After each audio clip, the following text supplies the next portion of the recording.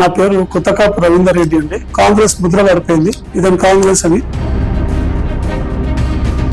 Bharatiya Janata party correct అని చెప్పేసి నా ముందు అనుకున్న హిందుత్వం అనుకొని హిందుత్వానికి నిలజాలంటే ఒక భారతీయ జనతా పార్టీ అని చెప్పేసి నేను భారతీయ జనతా పార్టీలో జాయిన్ అవ్వడం జరిగింది.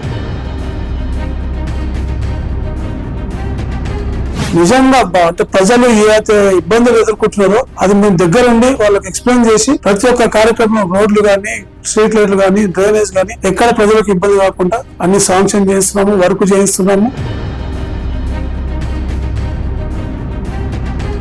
తెలంగాణ ప్రజల కర్మ ఈ రోజు రేవంత్ రెడ్డి గారు సీఎం కావడం.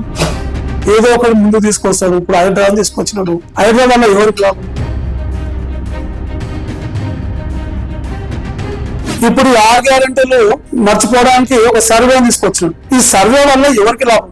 జనాలకు లాభమా లేకపోతే గవర్నమెంట్ లాభమా?